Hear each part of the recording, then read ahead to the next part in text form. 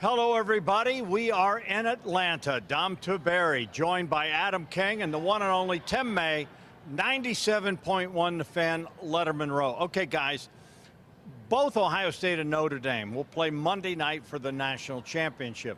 Both of these clubs had devastating losses, and at one point, you're thinking, wow. But in the world, that's one thing we were thinking. Yeah. In the world of the 12-team playoff, all of a sudden they're in, and now these two clubs are going to play for the national title. Timmy, I'm going to start with you. Okay. This is all kind of a learning curve. I've said it, but, in years past, losses like to Michigan, like Ohio State did, lost to, like Notre Dame had early on, they wouldn't be in this thing when at least it was a 4-team playoff. No, it'd be no soup for you. I mean, that's exactly what it would be, and that's the beauty of the 12-team playoff. I have an interview with Bill Hancock on our website, lettermanrow.com, on a special Tim May show where we talk about that. I mean, he was the executive director of the NCAA tournament, then the BCS, and then the expanded college football playoff to 4 teams, and now to 8.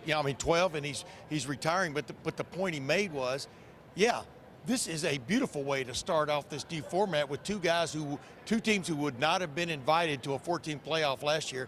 And here they are, in my opinion, both of them have battled their way legitimately to the championship game, and they're worthy. And it wouldn't have happened a year ago. Yeah, Adam, I was going to ask you, we heard Tim May's opinion. Are these the two best teams in college football in your mind? I don't know if, and this may upset some people, I don't know if Notre Dame is one of the best teams in college football. They're certainly one of the best, but the number 2 or number 1, I don't know, because I think the format, the way it's set up, I love the 12-team. But the idea that Oregon had to play Ohio State and Pasadena, I think those might have been the 2 best teams in the country. Yeah. And then I think the next 2 best teams in the country would have been Ohio State and Texas in the Cotton Bowl. So I think there's a world where you saw 2 championship games before you ever got to the championship. And if you go back to the spring and you go back to the summer, that was the conversation. It was Georgia, Oregon, Texas, Ohio State. Those are going to be the 4 teams. Well, we ended up with 3 of those teams on one side of the bracket. Now, Notre Dame beat Georgia without their quarterback, and that, they handled them. They came back against Penn State. They looked great against a good Penn State team. But my problem comes with the buys. My problem comes with, how good was Penn State? They played Boise State and SMU. They played Oregon and Ohio State and Notre Dame. Their 3 biggest games of the season, they lost. And their 2 biggest wins came to Boise State and SMU. Tim, let me just ask you this, Tim, because I know you have your ear. And was there a fairness in this bracket from the standpoint, and are they looking at that? Yeah, I mean, we'll get on that in a minute. Number one, Notre Dame won its bracket. That's what you can say. Yeah, but was that a fair bracket? Teams is up for debate. Georgia was the number 2 seed in this tournament. They didn't have a quarterback. Exactly. But the point is they were still the number 2 seed, and the committee knew they didn't have their quarterback. So I'm not going to denigrate what Notre Dame has done, because they have a way of creating points out of midair.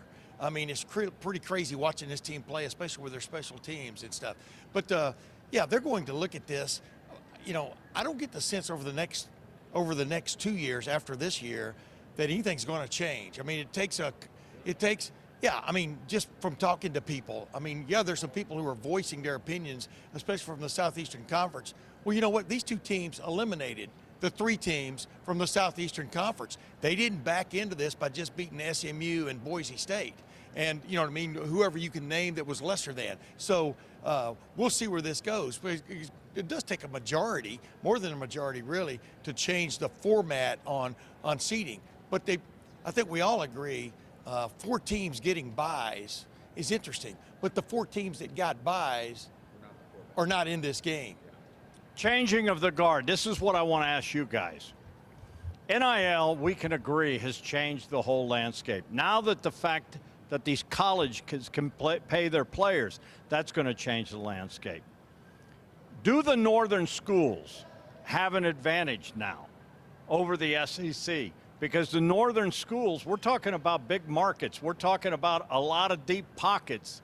If you look at, and really, I would think of the SEC teams, Austin And Texas may have a huge advantage in the SEC, but as you look at the schools in the Big Ten, for instance, Michigan, they've got a donor that gave them $10 million for a quarterback. You got General Motors, you got all these major corporations up there. You look at some of the states that have, big time donors. I mean, are we going to see a changing of the guard because of the NIL and because of the donors and the different demographics that some of the northern schools have? You've already seen a changing of the guard. I mean, this will be the second straight year Southeastern Conference hasn't won the national championship. You understand what I'm saying? The change is already taking place. Number two, I don't know if you can get so simplistic to say northern schools have more big-time donors so that the NIL will be what it is. I mean, SMU had a couple of guys pony up $150 million. Well, I didn't talk. I mentioned Tech. Yeah. No puns allowed on this show. I don't think I'm not talking about Texas. I'm talking about some of the other places. Pony Express. Yeah, no, I know that, but I'm just saying. You're talking about. But Alabama, Georgia's got a hell of a bankroll. We just don't know what it was this year. I mean, all these teams can compete if they want to. It's going to take basically federal legislation to really get a handle on this, and I don't see that coming down the pipe. Number two, though, you're limited to 105 football players starting next year.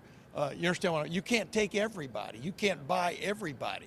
And man, I'm walking out of the Rose Bowl after taking the elevator down to go onto the field to interview Ohio State players after the game was over. And there are these two Oregon fans walking by me, and one of them says we should have ponied up for Cam Ward.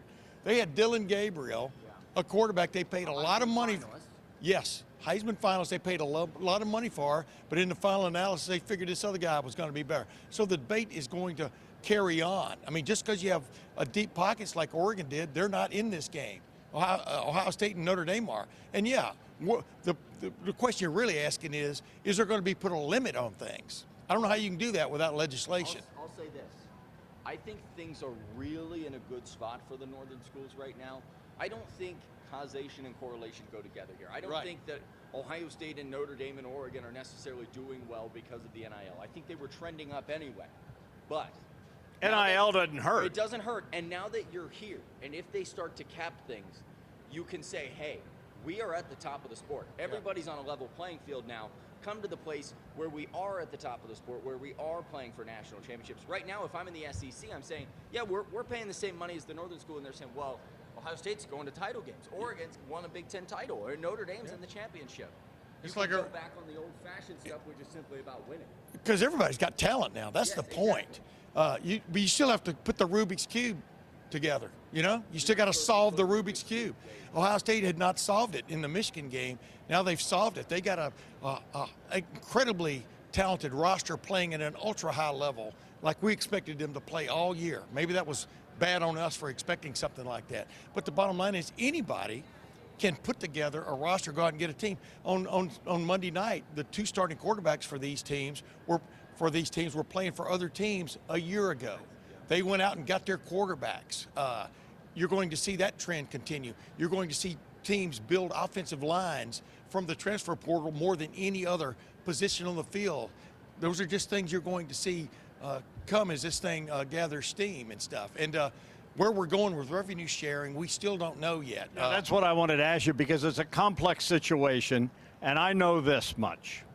This is the first 12-team playoff, and I guarantee you the television network, now they're hoping it's going to be a great game. Well, you get Ohio State, Notre Dame, there's going to be a lot of money there. But you think about the eyeballs that are going to be on this game, because these are, I would argue, maybe the two biggest programs in the country, or I mean, Ohio State's got the huge, and Notre Dame. I mean, this is legit, no question. And the kids are getting nothing right now. Well, they're getting nothing. No, that's not the. No. They're getting. I mean, they're not getting anything. Yeah. Well, I'm just saying, when does that start? Well, the genius, and it's not genius, I mean that tongue in cheek, of the NCAA and their members, they pushed the can so far down the road, kicked it so far down the road, that they figured out a way for other people to pay their players without paying them.